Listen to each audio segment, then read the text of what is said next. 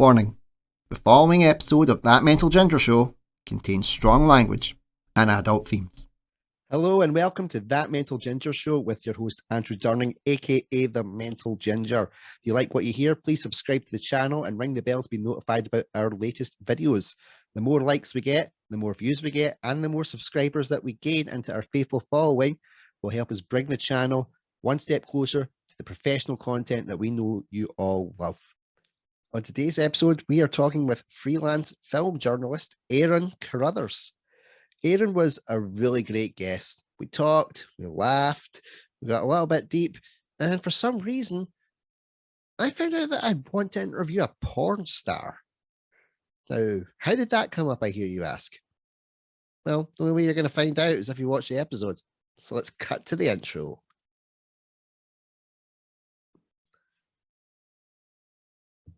All right, troops.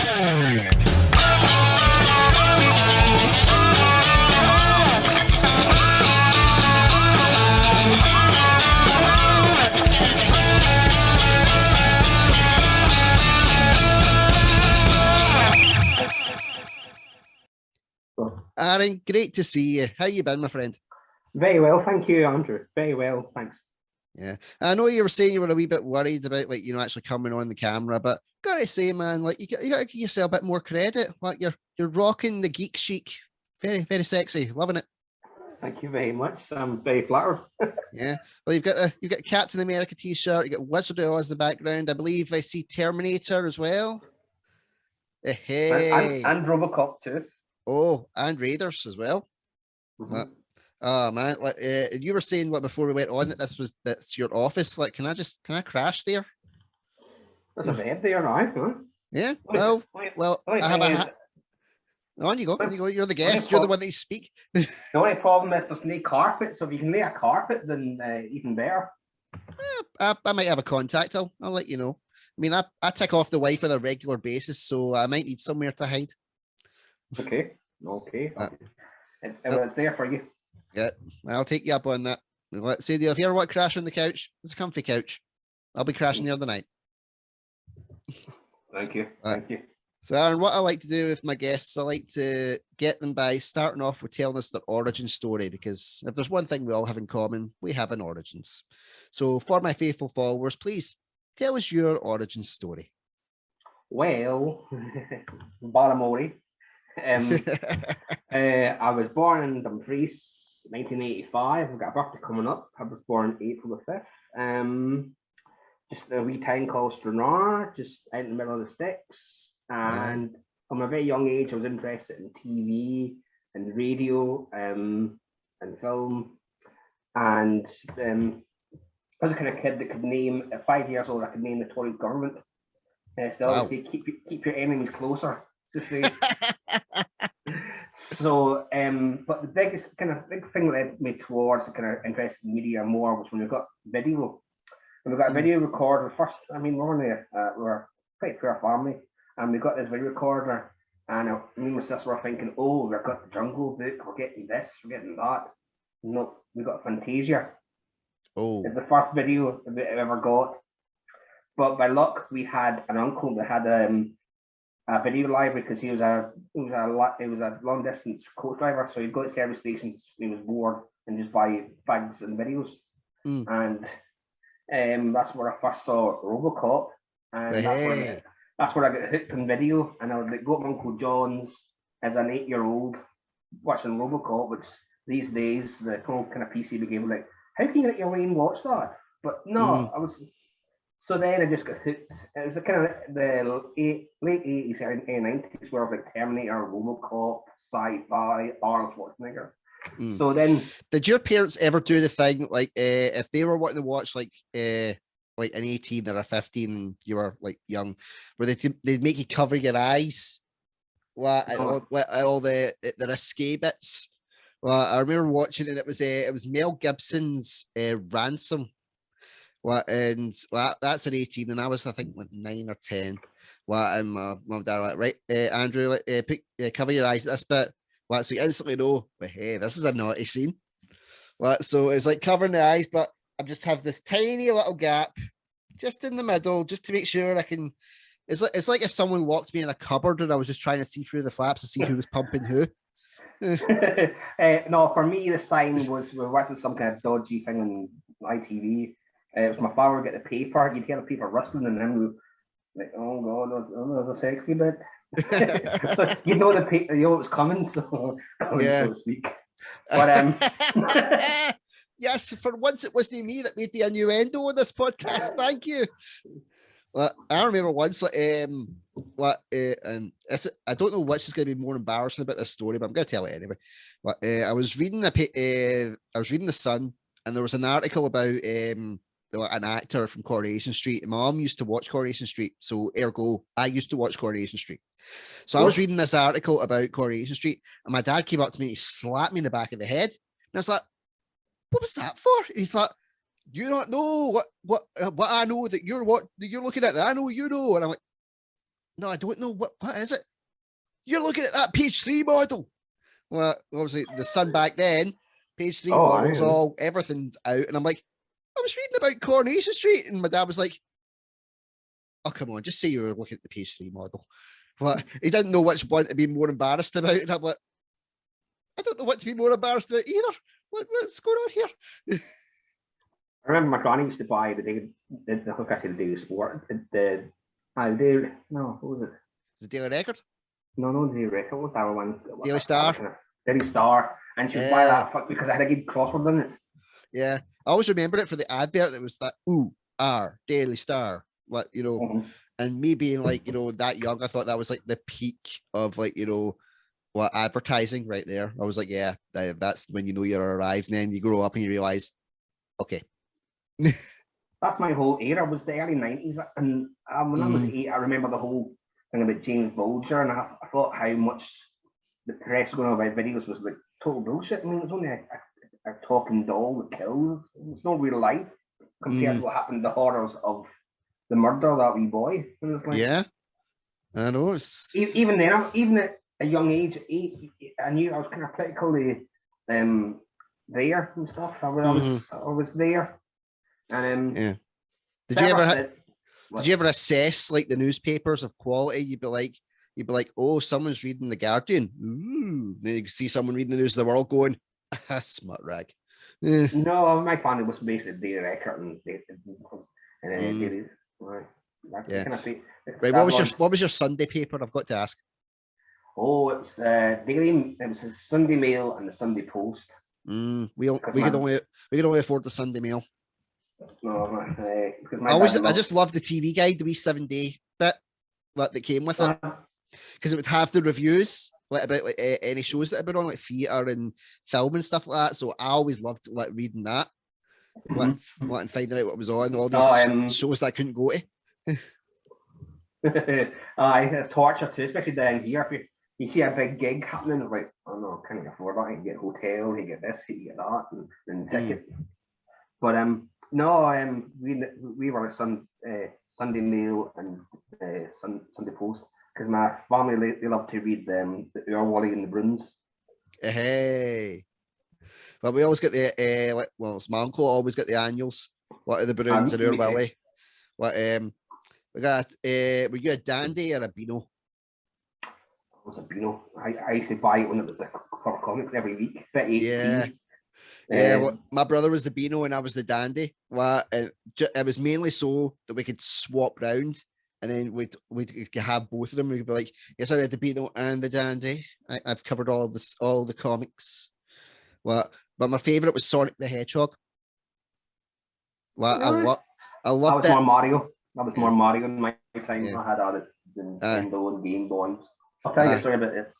Like the first console that I ever bought, or I ever got at Christmas, was a Game Boy, and me and my sister were told we couldn't take our Game Boys to bed. So one night I woke up for some reason, and I woke up and I heard and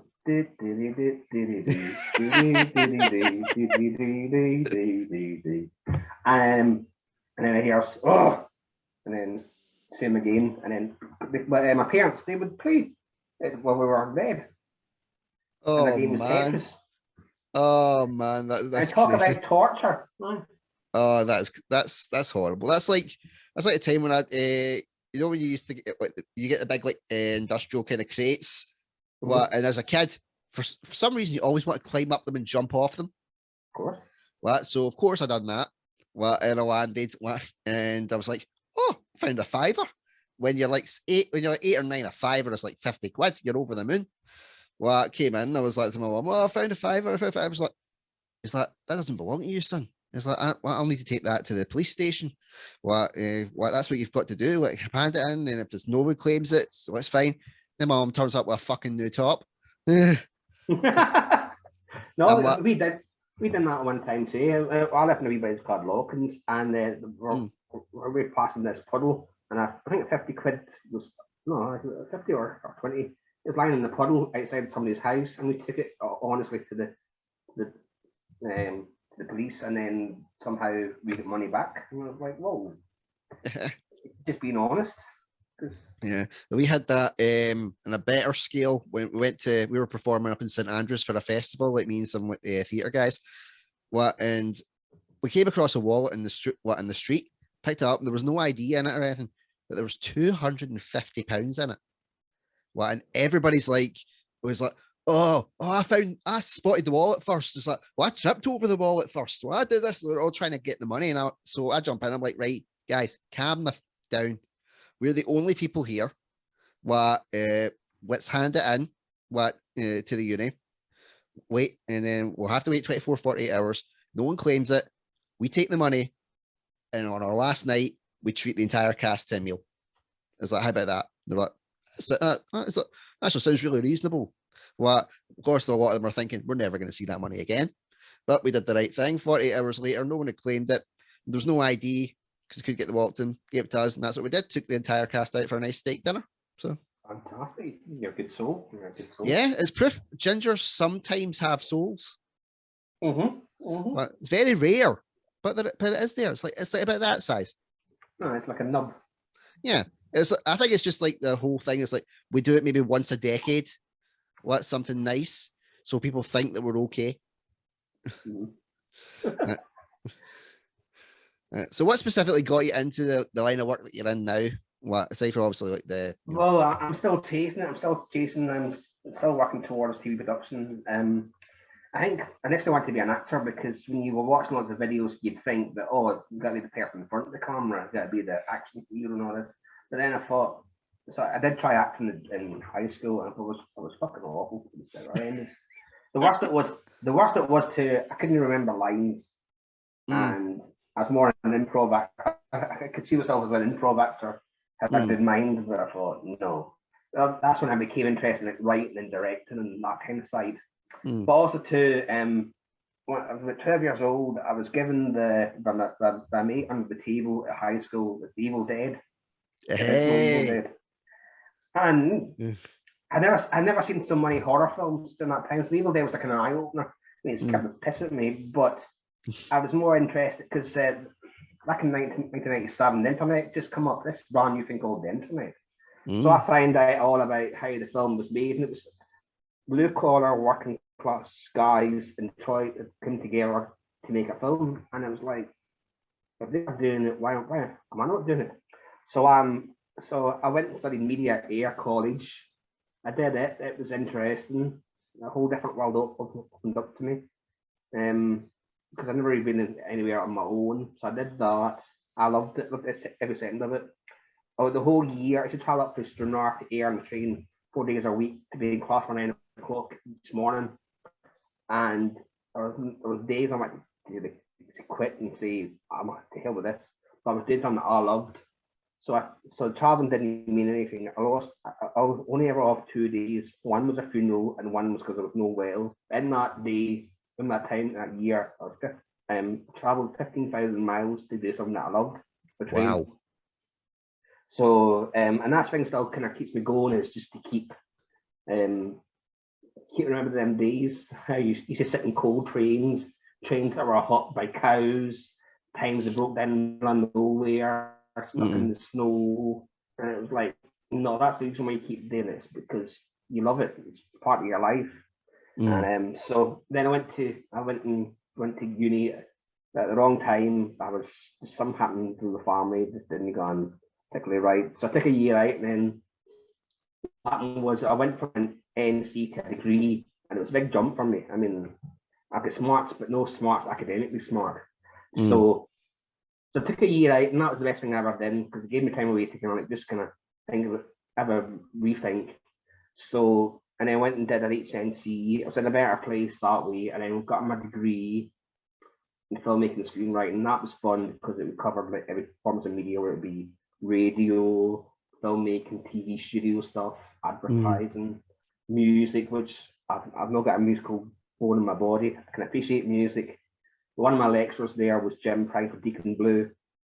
Wow. And he taught us, what was it? Scoring for film, but I was absolutely hopeless when it come to the kind of whole system stuff. I mean, music was never my gift. And it's funny, when Jim Prime, his whole music department was covered in his gold records. And it was funny because the musicians normally just give them away. The different shows that we had them all displayed, and I thought that's showing off your ego. And so then I graduated, and then just been it was funny. That's a funny story. I had no contacts in the industry. I knew nobody. I tried this thing where I went for an audition for Mastermind at BBC Pacific Key. Wow. And I'm sitting there with my mate. My mate works offshore in the oil rigs. I mean, farms away for telly. And we're sitting in this in the main hallway if you go in. And this guy comes in, very kind of like a media nerd type. And he sits beside us and says, "Oh, well, I don't do game shows that have money because I think they're degrading." What are you on? And but my main goal was to get a connection to the BBC, and it took us upstairs, and I marveled by the Pacific Key. It was gorgeous. I meant all open plan, people walking about. I remember it all, and it took us into a wee side office, and it was 20 questions, and out of 20 questions, I got one right. Wow. But I think it was on Ricky Gervais of all people. I'm not the biggest fan of, but it was. I remember that was when some of the questions were like highfalutin. Like, what king did this and what king did that? And I'm like, no. But my main goal was to succeed and to meet somebody in BBC. I did meet somebody in BBC to give me confidence that I could talk to these type of people. So then I've just been kind of making opportunities and like doing different things. Or I'd be working for The Big Questions with Nicky Campbell, who's a debate show as a runner. I get paid and cook breakfast, and that was enough for me at the time. And I've worked as a researcher on a show called Now You See It. And Now You See It was a show that was, I was a researcher. It was basically viewing fame but with magic. And it was funny. Basically, my job was to sit and watch YouTube and log it, and that was and getting paid decent money. But I remember one time I was like watching this. I was told to watch this specific Indian guy, this magician. So I'm sitting there watching this stuff, and it's like waiting for a treacle, and it's and the thing was in YouTube it goes to autoplay, and on the autoplay it was the same magician, but he was lying in state dead with white bits up his nose and his eyes and his ears. I'm thinking, what the hell's this? I mean, this can't be on the show. It was grim, but but it was an interesting thing to see. But so then I've worked in like different kind of shows where we like as a runner, as a researcher. So but also in that time too, it's a way to kind of like to learn different skills. Started writing for film websites. Yeah, and I've read some of your articles, by the way. They're really good. They're really insightful at some bits as well, and like you've got a good style about you. It's very unique. Well, you know, you get some where they're like, this is this, and then this is that. And then I'm going to tell you what everything is shit, and then I'm going to give this wee bit at the end. You've got a nice kind of flow to it where it doesn't really, you don't feel like you're being preached to about like your own opinion, like which a lot of critics do. Is we're only human. so it's what happens. You give your honest opinion, but you give it more like a structural, like a kind of analytical style of it. Well, I really dig it. It's quite good. Mm-hmm. I enjoy the film reviews because part of it too, my rationale is thinking that you can educate people as well, kind of like about the filmmaker, about what happened, and what led to it, and what I like about it, what I don't like about it, and but it's never negative. It's no. I've seen people write kind of wanky, horrible stuff, and it's not my style. Mm-hmm. But my biggest strength when it comes to my film writing, I would say, was my interviews. The interviews, I love doing interviews. And a few people that I've interviewed, my first ever interview was with the guys that made Mississippi Grind. They went on to direct Captain Marvel. Oh yeah, I know who you mean. I can't think of the name. There's a man and couple. So yeah, I remember doing it. It was a phone interview. I remember doing it, and it was a bad line because they were in New York, and it was fun. But the first kind of like proper like, interviews I ever done was like fan conventions. I went to Bray Head about 6 years ago, and a friend went with me at the time. She works for the NHS, and at the time I was like, "Oh no, that's like big stars. I don't know what I thought to be." And she's like, "No," she was kind of literally had to push me towards them. But in that time, the one person I interviewed was Margot Kidder. That the first one ever, and that was nerve-wracking. And Margot Kidder, Superman, Amityville Horror, Black Christmas. I mean, the big star. And I remember a time too that she was in with the movie Brat period where she was all involved with Brian De Palma and Spielberg and all that type. So the thing was, there was a wee website I used to write for called Vulture Hound, and Vulture Hound had this magazine. I mean, I thought I would take it to show me how it was legitimate. But on the front of it, there was a death metal band. I remember seeing her face and looking at this magazine and thinking, "Ugh, what's that?" And but my first question was, because I do, when it comes to interviews, I do in-depth research about different areas of their career, not just the Superman or whatever, the big stuff. I always go into the smaller stuff. And with Margot, I mentioned that she was on a show called Dick Cavett Show, basically like Parkinson, but in America. Yeah. And then on her first, she said, "Oh, that's the first time I'd ever been on TV."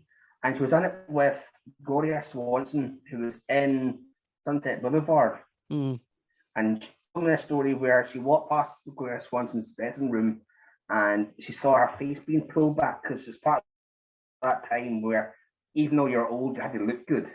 Yeah. So on the same show too was Janis Joplin. Wow. And Janis Joplin, if you know her, she had a colourful life. Yes, she really did. And she told me this story about how she and Margaret Kidder and her, it was the first time she ever had tequila and cocaine. Wow. And that was like, well, I would never have got that. But then the thing was she realised that, I think she realised that he's not just going to ask me about his Superman or whatever.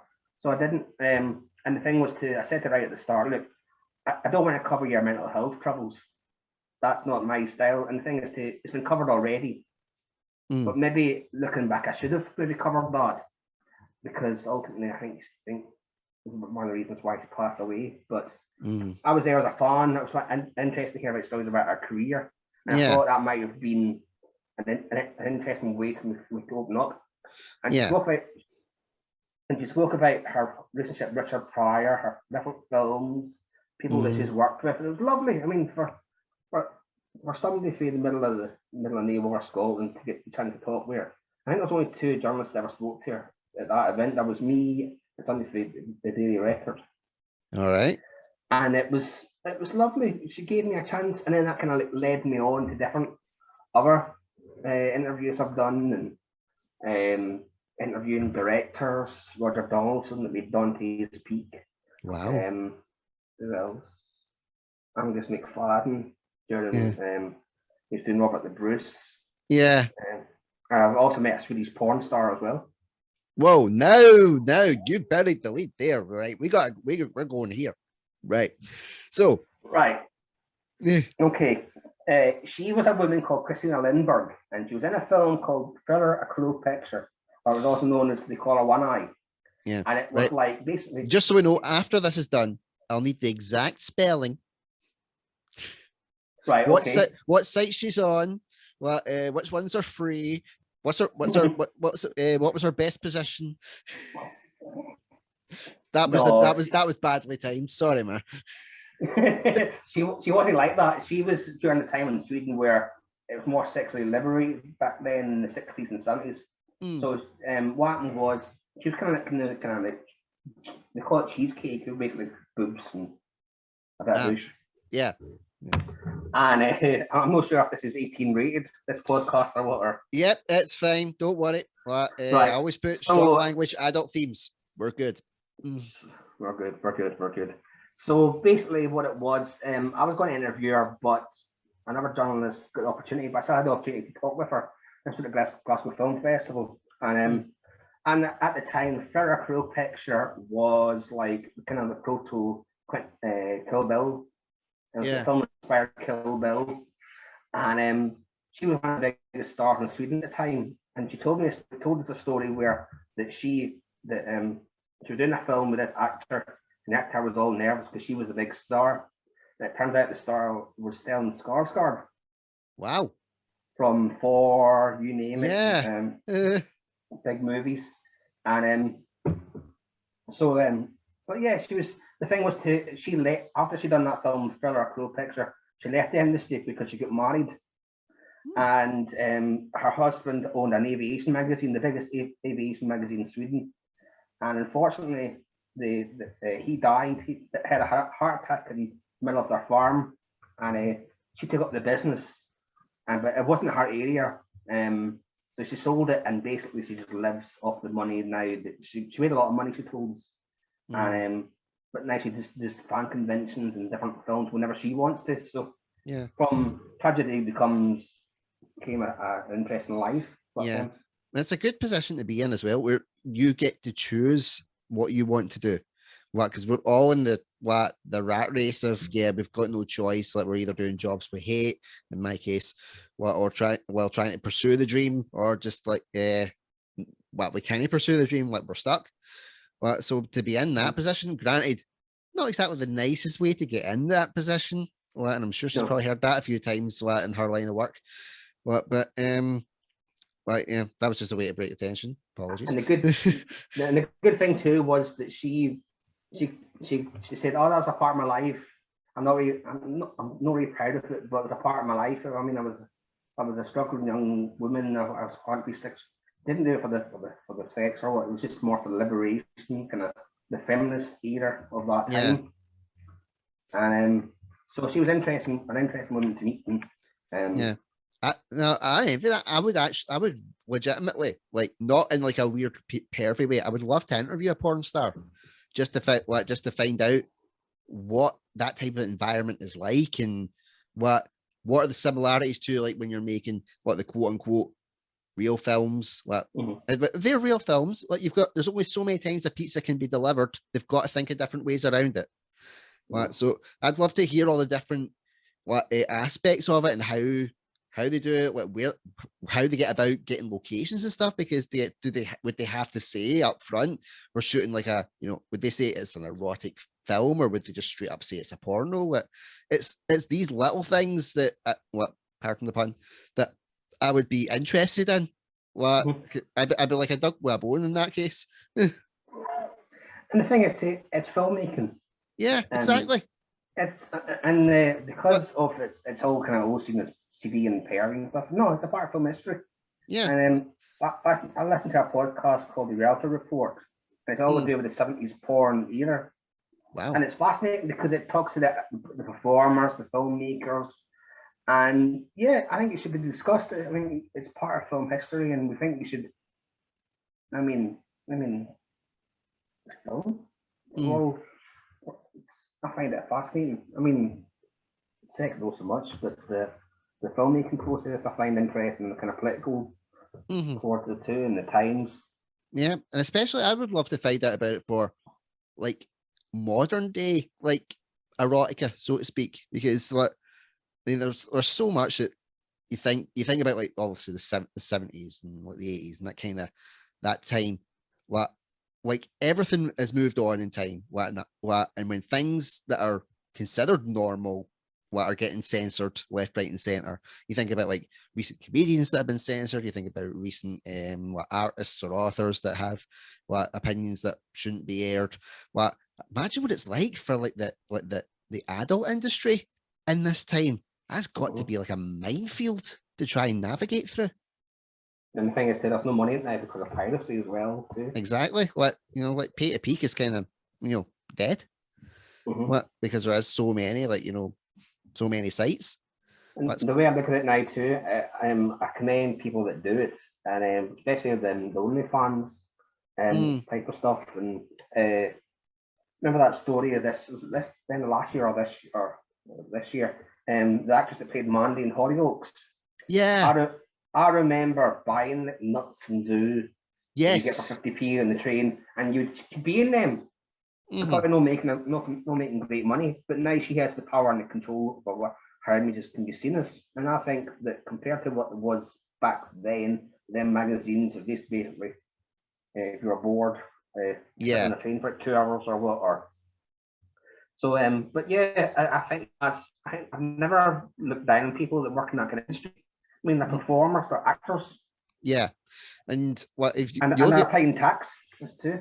Yeah, and if you think about it, like Game of Thrones, the majority of like the women and men that were in that all came from like an erotic kind of industry background, because they had to know that given the source material of Game of Thrones that they would be comfortable with, full frontal nudity. And you look at obviously the woman that played Tyrion's kind of main love interest in Game of Thrones, and she was like a proper like erotic film star. And then her career got another push because of that. So you can't rule it out. And some of them they've went into too much depth. I'm not going into be saying I'm a serial masturbator or anything, but there's once you kind of you're finished with the proceedings, I am genuinely curious about the story afterwards. Like it ends, and I'm like, right, did that sink get fixed? How long did it take them to eat the pizza? These are the things that like for someone with mental health issues, this will keep me up at night. And not in that way. Okay. So like you obviously, I've read some of your articles and stuff about your reviews. What do you think of like the YouTube reviewers? Like for example, guys like Jeremy Johns, Chris Stuckman, like who do them like in like camera, mic, straight to. Is that something that you'd be interested in? What's your kind of thoughts about it? Well, this the thing was I've always been kind of camera shy, so I went towards either podcasting or to text based. But no, I'm not got any confidence. I'm any confidence talking with you over the phone or in the pub. But no, the vlogging stuff never appeals to me. The one thing that I truly hate is reaction videos to trailers. I hate them, and it's just like no. Yeah. So what is it specifically about like the reaction videos that you don't like? Well, I have a feeling, but I just want to see what it's like, what you think of it. To me, they seem cheesy, and when they start crying, it's all for like likes and views and clicks, and I mean that's the kind of world we live in in terms of like journalism and stuff. But no, it doesn't feel real. I mean, if a trailer affects you, you should kind of have that moment to yourself where it's private. I feel, or just in my case, that's the way I feel. Yeah. And it's when they do like those kind of reaction videos, I genuinely don't think that's the first time they've seen them.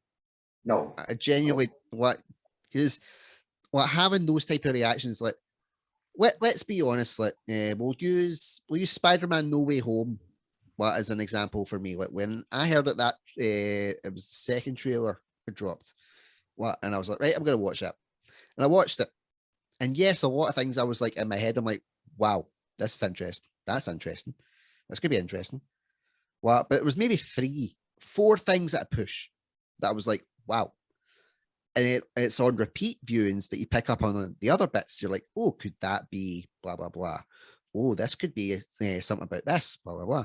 Well, and you watch the reaction videos, and these guys are picking up on all these things supposedly like that, like that, like that. You know, like, that is not legit. Like, in my eyes, that's not genuine. Like, I can tell where they're trying to play for the reaction of they've went maybe, oh, this is something that could be that could get me the clicks. Let's go and talk about that.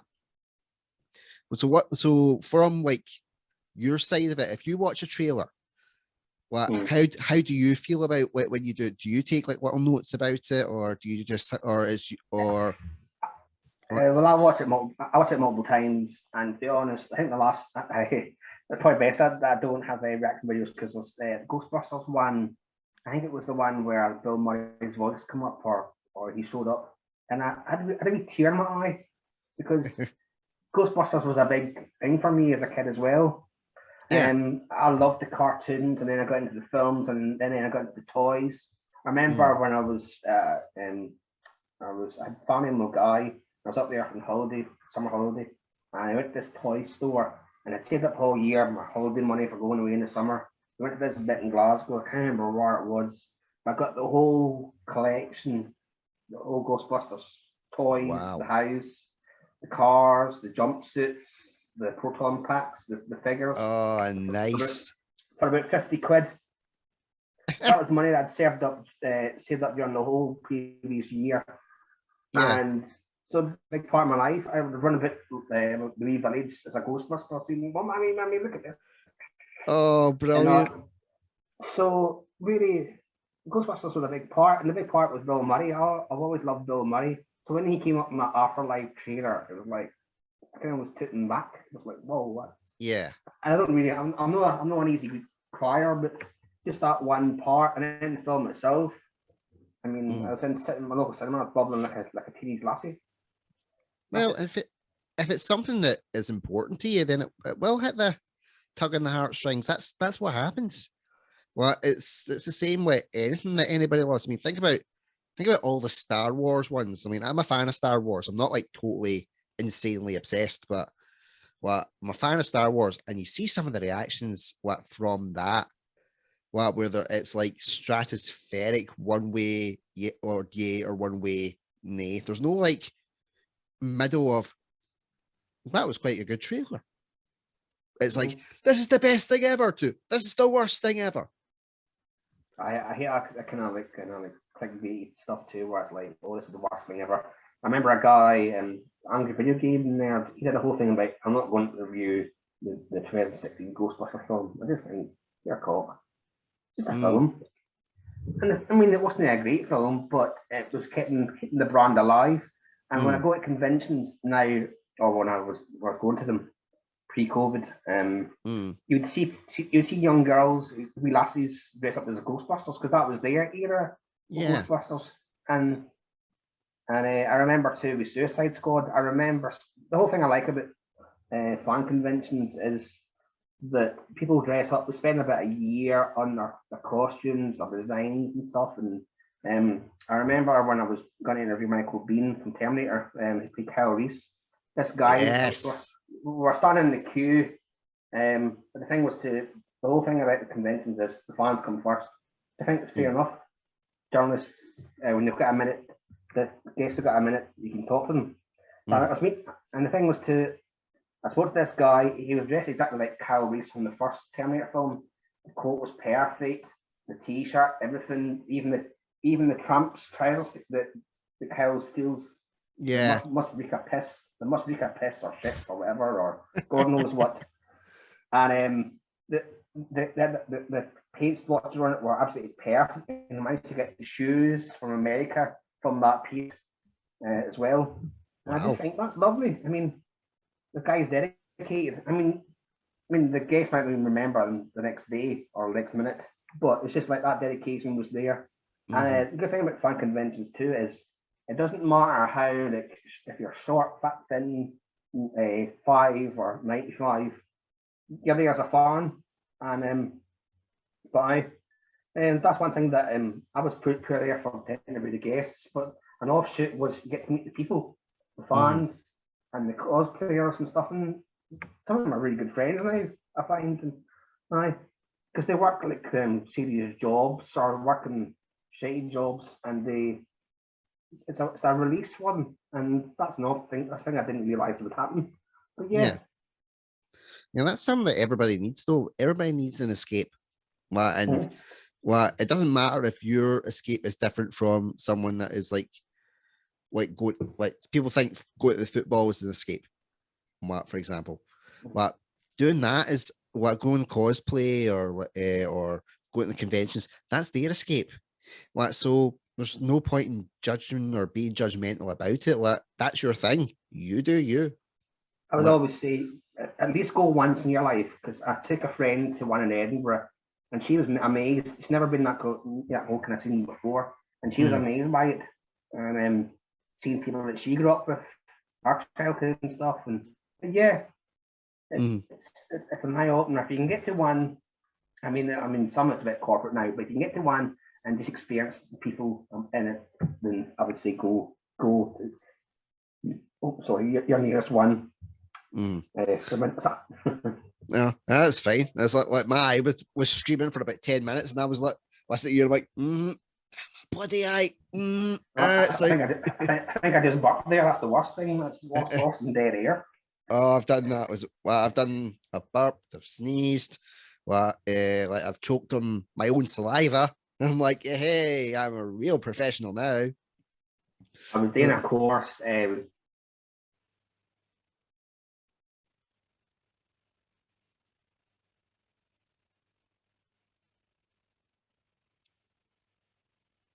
Aaron, you still there? Doing the thing where dogs and all this stuff, and I became too relaxed, and I farted. Wow. And the thing was, I didn't realize until the end that my mic was still on. Everybody else in the Zoom class probably heard me getting a toot. Well, in fairness, see, just as you were starting that story, the internet signal cut out and it cut back into, so everybody heard me fart. And I was like, yes! Brilliant. There you go. We had screen freeze and then fart. Love it. That could be the review for this podcast. Screen freeze and farts. There you go. That's our title there. Yeah, we are. We're sorted. That'll get us a lot of traction right there. See when COVID hit, and a lot of the arts that basically it was like adapt or die. For you doing the kind of online reviews and stuff like that, how did it affect you? Was it kind of status quo, business as normal, or was there a adapting period that you had to go through? Well, I don't do it professionally, but I do it as a way for me to kind of enhance my skills in terms, because I do have a media career, and I just thought it'd been an offshoot. It's always been an offshoot to what I'm trying to do in TV production. So, but yeah, it's just a case of just getting screeners through and just writing, just sitting at home. I didn't have no excuse for anything to watch, and so I sat and I did that. I did some online courses too with the TV industry, and got a few qualifications as well. Got my COVID marshalling one as well, and I did one about child safeguarding for children, TV and film. Wow! So I kept busy, and I did also Screen Skills was offering courses as well, and everything from scripts to casting to development, all this. So I learned. My whole week would be spaced out in terms of Zoom meetings, and yeah, that's how I kept seeing. Was I made sure I always had one or two to keep me kind of moving forward, even though I was locked down on my own. But yeah, a lot of people were locked down in their own. Well, I mean, in my case, sadly, I was 3 weeks and it was back to my day job, and it was like, you may die, okay. Well, but you got family, got kids, gotta look after them. So I was kind of all right with that. And I know you're saying that you don't do it quote unquote professionally, but anything that you're doing with this type of stuff, it's to me is very professional. The people that you've told me that you've interviewed, your style, your techniques of how you do it, you're already a pro, man. You just need the wage to back it up, and you'll get there. You'll definitely get there. You've got the right attitude, and you've got the right skill set about you, and your work's good. Thank you very much. Yeah. And the thing is too, just try to get meetings as well. I remember last film festival at Glasgow, I was trying to meet this editor, and it basically was kind of email tennis It says, "Oh, do you think about to review your films?" "Oh, yes, we do. Thanks, but no thanks." And then I came back with, "What is it event?" And I says, "Can I buy you a coffee? Can I get you a free coffee for the press room?" "No, I'm not interested." So you're trying to, I have that to deal with too. But, and the thing is, if you get a no, you need to just keep yourself picked up. I mean, there's sometimes I feel like balls to forget it. Just, my mental health's it's not worth it, no worth the aggro. But I thought, no, because people are saying that I do some good stuff, and I've been quoted in magazines as well by people, and which the thing is that I don't want to give up. I don't want to, because I've been through so much like mental health wise too, and because there's that time I really struggled to kind of like anxiety and stuff. But no, you have to keep going. You have to keep going. I'm daft enough to keep going. That's the thing. Yeah, I think we all are sometimes. Like, we all feel that we're daft enough to keep going. Well, especially, I mean, I'm the same, like with my anxiety and like my depression and stuff like that. And like doing this, like sometimes I'm like, why did I keep going? Why did I keep like picking up the mic and putting myself out there all the time? But it makes you feel good to do good. If you're doing it for something that's kind of not just for yourself, but you feel like you're making a difference. Like even just to one person, like for half an hour, or whatever. What 10 minutes, 5 minutes, whatever. Well, it's worth it. I had a meeting yesterday where she said she was working in development, and she now become like a career, like a job coach or career coach. Yeah. And she says, "Oh, tell me about something. Tell me about a documentary you've seen." And the thing was I told her about this documentary. I think it was Texas for Sugar Man. It's a documentary about a singer that was unknown and they became known in South Africa. And really good musician, kind of like Bob Dylan, kind of a Latino Bob Dylan. Yeah. And after I told her what the documentary was, she went, "That was really nice to see. You became alive. The whole way that you spoke was inspiring." And to be honest, I think she had a wee tear in her eye that I was able to emote how my passion for that particular film was. Yeah. So, but she's saying we'll keep in touch, and it's got to help me try and progress towards something towards this career in TV production.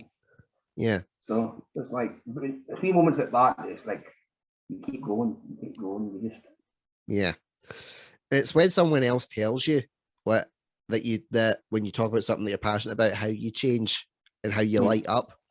Like everybody knows, like even my day job knows that I don't like my day job. I'm just like, well, I'm there because it's money to look after my kids and keep the roof over their heads. So you have like your meetings and they're like, "Oh, what about like career prospects?" And I'm like, my career prospects are not here, they're out with here. And it was a new like kind of team leader at that time. She was like, "Oh, well, what are you interested in?" And I started talking about what the podcast and doing acting and comedy and all that kind of stuff. And she was like, "That's the most passion that I've seen out of you. What, I've been your TL for almost like 2-3 months." She's like, "Why the hell are you still here?" And I was like, "Money. It's the sole reason. What if money didn't exist, I would not be doing this. What I would be doing what I love."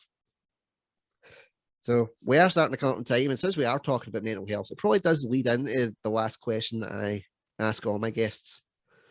If you could give one piece of advice to anyone that's struggling with mental health issues at this point in time, what would that piece of advice be and why? Talk. Simply talk. Because I've had different spells of counselling, CBT, and I just feel that talk has helped me.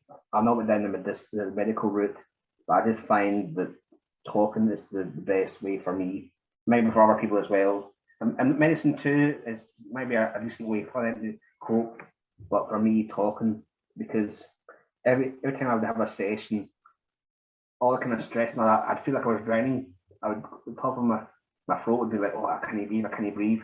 Yeah. And then when you talk, I just felt I could relax. Yeah. Basically, So feels like that kind of that drowning. It's like you've let some of that out, and now it's like the water's kind of gone down. I would say I'd just say talk to people that know you well and that you can be confident around. And sometimes you need to talk to professionals, talk to the right professionals too. Because I find that I was seeing somebody, and the thing was, there's a lot of frustration in amongst the anxiety and the depression and stuff. Yeah. Too, but she seemed like a kind of motherly type. But I had to speak in that kind of way. I wanted to speak like a typical Scottish person going at a shit, whatever. So I had to say to her, look, it's not going to work. If I can't speak freely, then it's not going to work. So she led me that. The thing was, too, she was a pro. She'd done decades of being a counsellor, did CBT. But it's all about getting the right person. If you find the right person to talk to, or be a mate, somebody you work with, etc., any person, and just talk your problems out. Don't store them up. Because after years was I bottle stuff up, and it's not a good way.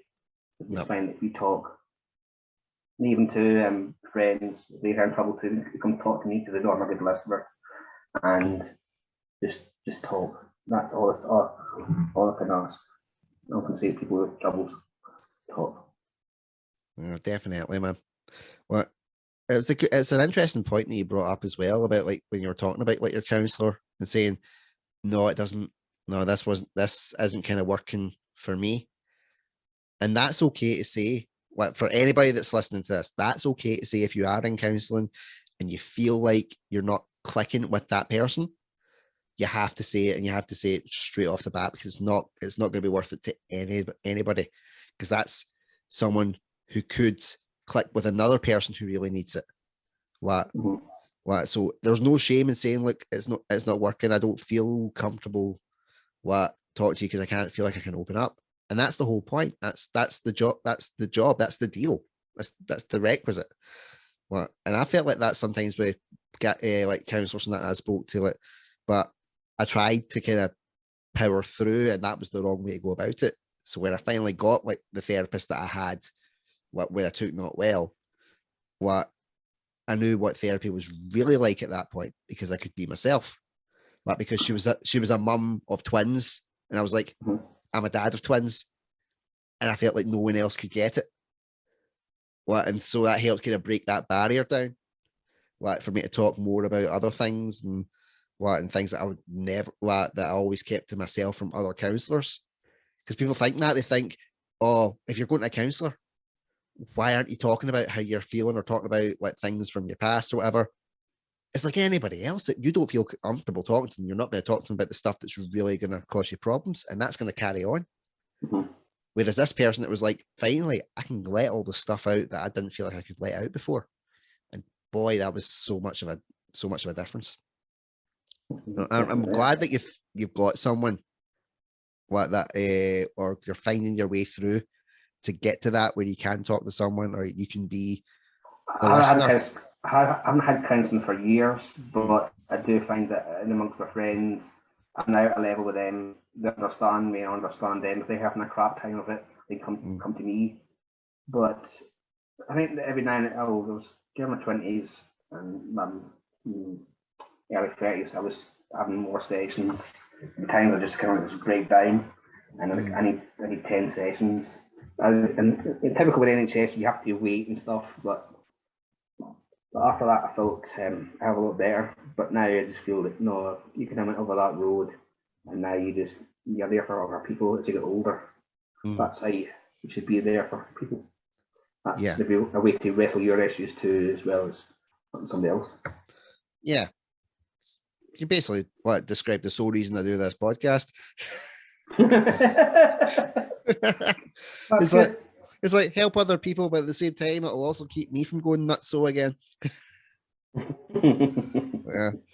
Well, we'll come to the final part of the show, and that is Ask Andrew Anything. And for my regular listeners, this is where, after me grilling my guests for, almost an hour. Sorry, buddy. It's all right.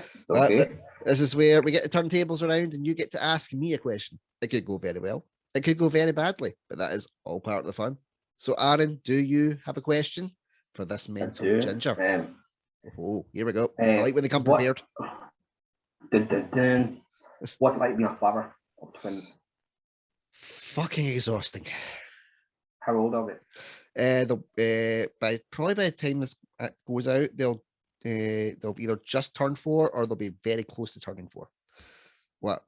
I always find that annoys me when I say that, like, you know, they're all, or I say, oh, they're almost 4. They're 3. They're still 3. They're 3 3/4. Yeah, it's like you feel like you have to justify. It's like, no, they're not at the shit start part of 3. They're at the they're almost at the end of 3 to come into the shit part of starting 4. Yeah. So it feels like you're like got that level up over other parents that are in the 3s going, oh well, they're actually like 3 in 11 months. Yeah. You're still doing the potty training, get up here, yeah. But no, being a father, in general is fucking tough. It's rough. I mean, I never had the experience of having a kid, just one kid. Mhm. What all other like fathers of one kid, when they see that I've got twins, like, I don't know how you do it. I don't know how you do it. I can barely manage one. I'm like, I didn't know the difference. Well, it wasn't like I had one to compare and be like, oh, right, oh, you get that bit, you get that bit. It just meant that I wanted to be a hands-on dad, so I had to be. There was no choice. It was essentially you were baby blocking. You were like I was like, right. I was like Kieran's my baby lane. Connor is Alison's baby lane. Let's just run with them and see how we go. That wasn't like I was just playing favorites. That was, you know, if Kieran settled better with me, Connor settled better with Alison, and if it meant that they got to sleep quicker and we got more sleep, we were all for it. But it's challenging mentally, especially in my case. When the boys were born, I took a psychotic breakdown, and it was a whole, it was psychosis. Like I was like hallucinating that I was hurting them when I wasn't really hurting them. I had all these beliefs of how bad a dad I was, and listening like loads of evidence, like saying like I did this, I did that, I did the next thing, and none of it was true. But there was no like actual physical evidence, and it's a scary thing when you can't trust your own mind about how you're looking after your kids. I came so close to walking out a couple of times because I just thought I'm not being a good dad to them. I'm not being the dad I want to be to them. And it's not fair on them. But again, just tried to fight through. I was like, I would rather that they had a dad who thought he was shit than no dad at all. And then when I took my bad breakdown and I had to move out for 6 weeks, it was horrible, because you don't being told you're a danger to yourself. For me, that was like an average Tuesday. Like my head's nuts. I'm nuts. I'm like, it's not the first time hearing that, but when you hear the words, you could be a danger to your kids. Oh my God, that was horrible. I just thought, right, just end it now. Just end it. There is no coming back for this. There is no coming back. Well, if I could go back to me a couple of years ago, and I would slap them and go, that's bullshit. You will come through this. Not only that, you will come through and you'll actually feel like a decent dad. Later on, there's days where I'm like, oh, I shouldn't have done that. Like I shouldn't have. Like for example, Connor had finished his dinner, was heading through. Excuse me, got a frog in my throat. Well, he'd finished his dinner, and I was trying to call him back to, you know, like wipe his face and wipe his hands. Dad stuff. He didn't hear me. So I had to raise my voice to shout on him. And when he came through it, he was absolutely terrified because he thought I was yelling at him. I'm like, I wasn't yelling at you. It was just so you would come back, because you were just going to go straight through. It was just so I could get you to come back to me. Everything's fine. Everything's okay. But just seeing that look of fear, you're like, fuck, it sticks in your brain for like hours and hours, and you're like, my God, like, is my kid scared of me? What is this what I'm going to be like? Am I going to be a really horrible dad? It snowballs and it snowballs. And for any new parent or anybody that's going to be a parent or is thinking about being a parent, don't listen to don't read the manuals, don't do like all the books and stuff like that. Don't go down the roads of like, you know, asking people who you think are expert parents or what and all that stuff. It's bollocks. You are your own parent. No one can tell you how to raise your kids bar you. What you're the parent, what, and you will know what is best for your kid. You will fuck up, you will stumble, you will fall, you will make a mistake. You're human. It's what happens. What sometimes when the kids are born, you don't feel the overwhelming rush of love and like, oh my God, I want to be around this kid every single day. They're my life. These are things that people don't tell you, what, and you feel horrible about it. What, these things are normal. Well, you won't feel that rush of love and affection right away, but it doesn't mean you don't love them. You love the bones off them. You would do anything for them. Just sometimes when it's a stressful situation of what, watching someone you love pushing something else out of their body or getting sliced open like fucking like the thing for Alien, what, and lifted out, what, that shit's traumatizing. It's traumatizing. So you will feel numb, or you'll feel scared, or you'll feel like you're not good enough, or you've let them down. All of it's normal. All the bad feelings, normal. Just like all the good feelings are normal. What? And the good feelings outweigh the bad. They do. They really do. What? Just putting your kid to bed and saying, I love you at the end of the night makes everything you've been through during the day so much better. Mm-hmm. And it's really what it's like. It's like anything else. Parenting is a skill, and you've got to learn it. Like you're not going to be like, oh, I was working in nursing for X amount of years and I will be a perfect parent. No. My aunt's a nurse in the hospital. She had her way in, and she was still like, what am I doing? Because she's human. There is no easy way to be a parent. But if you're having all these negative thoughts and feeling bad about them, that's actually a good thing, because it shows that you give a shit and you're going to work to make sure that those kids have a decent parent. I've never been a parent, but I have been an uncle. I'm an uncle to 7 kids, 4 boys and 3 girls. But when I was 17, my sister became pregnant with my eldest one. And I was hands-on. I mean, I wasn't there like at the bar. But I was there. That would be a bit of an awkward situation. Like, there's my sister, there's her schmoo. And there is something coming out. That's understandable. The way I looked at it was, the thing was to it's kind of stand me in good stead, was because I was hands-on. The thing was I learned about making bottles, doing that kind of stuff, because we lived in the same house when she first had the eldest kid. So I was in amongst it. The taking them out and all this, and taking them to different. So I observed, and through every 7 of them, I've learned so much, and I have a good kind of rapport with kids. Not in a kind of Jimmy Savile Guy Galera kind of way, but more like they can say, "Oh, he's not afraid. He's not a big bad man. I can talk with him." So I just love it now, because even in their 20s, I still coming to me and asking for help with our homework or college work or whatever. But I enjoy that. And the good thing is too, having worked with children, all got different personalities.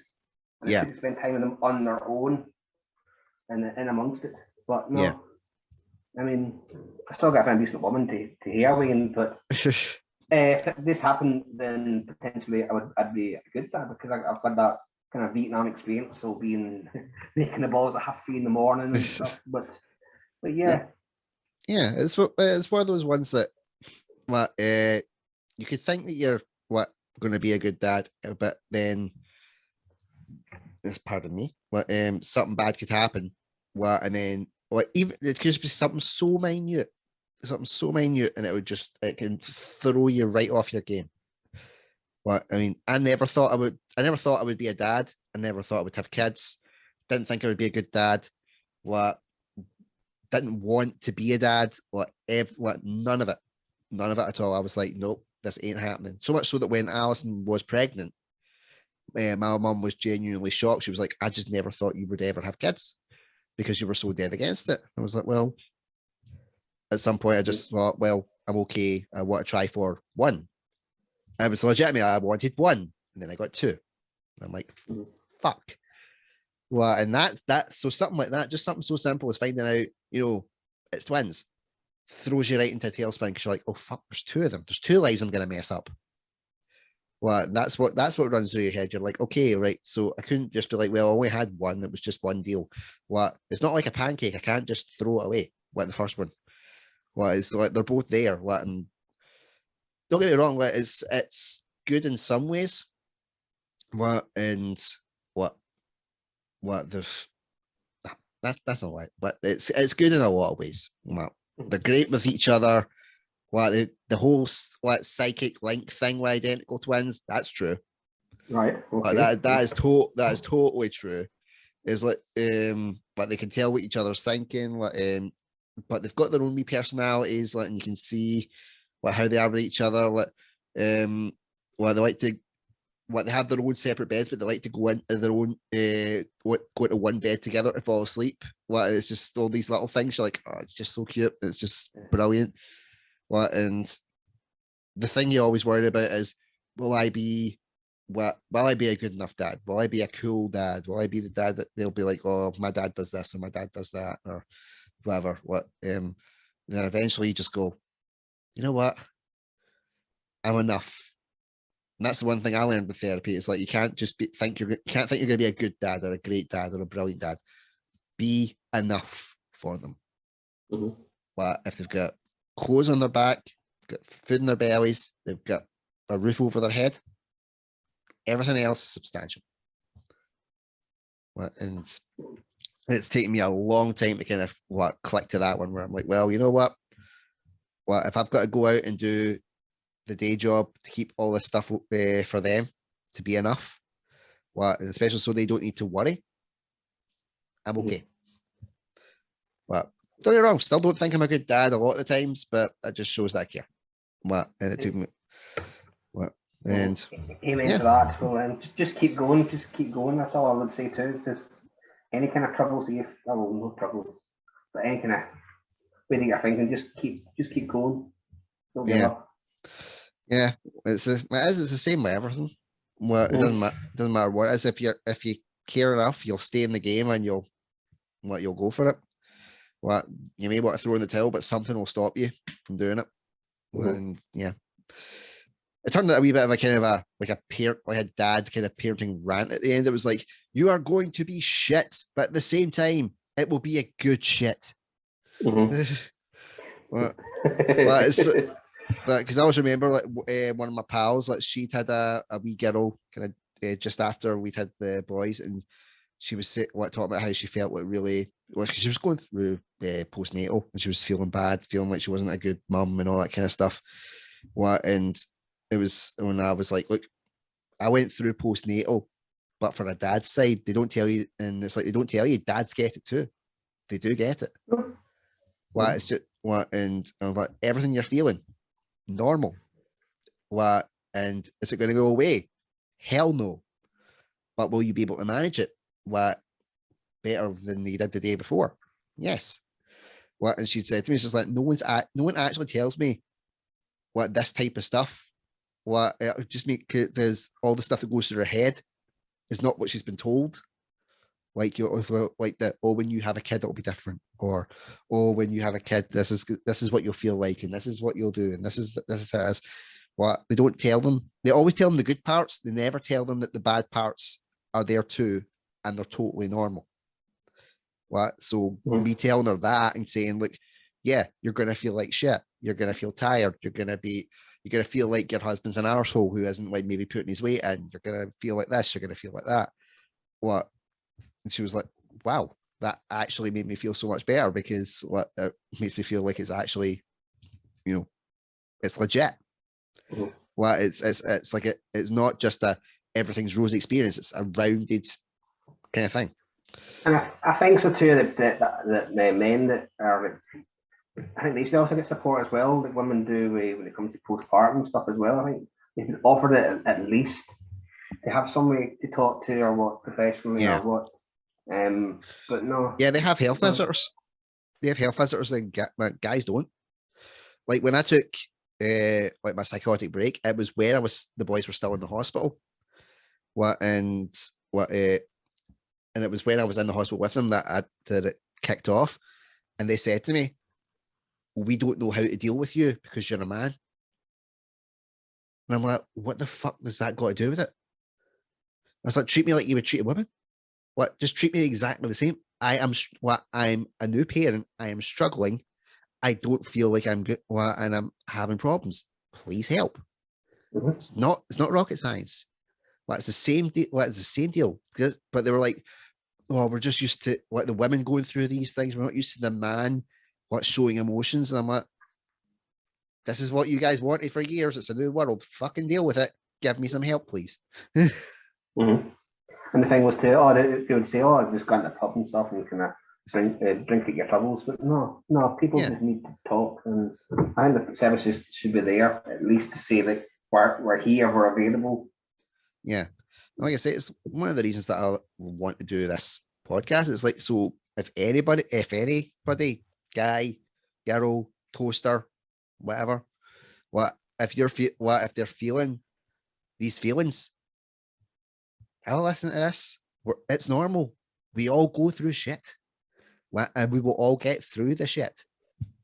It just depends how deep your shit is compared to the other one, but you'll always get out of it. Yeah, totally. Aaron, it's been an absolute blast speaking to you, man. Thank you very much. Nice talking with you too. Yeah, I've thoroughly enjoyed it. Guide my viewers to you. Where can we find you? Let's sell yourself, my friend. Well, I'm trying to get through world of WordPress, but you find me on Twitter as Aaron Film Writer. Same with Instagram. I just post random stuff on both of them. I also have a film collective Twitter page as well called Film Collective Scotland. I mean, I was a person just would submit stuff, but then I have to kind of learn the whole process, like creating the websites and all this. But it's ongoing, and so if anybody out there can help with web design or what, or like how to get the grasp of WordPress, just give me a shout because I'm struggling with it. But there's different links. I've stuff on the Vulture Hound website, stuff on After Movie Diner, old interviews and old reviews on net. But yeah, just track me down that way, and don't come a rabbit. Yep. And worst comes to worst, if you're really stuck, just go on my Facebook and you'll find them. Right. Well, until next time, my faithful followers, I've been Andrew Durnan. This has been the brilliant Aaron Carruthers. Is that right for your last name, Carruthers? Carruthers is right, but I'm Aaron, not Aaron. Aaron. My mum killed me. Oh man. Aaron. Sorry, buddy. It's okay. It's all right. It's okay. You're not the first person. As long as it's not a word with ARSE Oh well, don't worry, man. Like you said, I won't be the first to mess it up. Won't be the last. No. And until next time, my faithful followers, take care. Stay safe.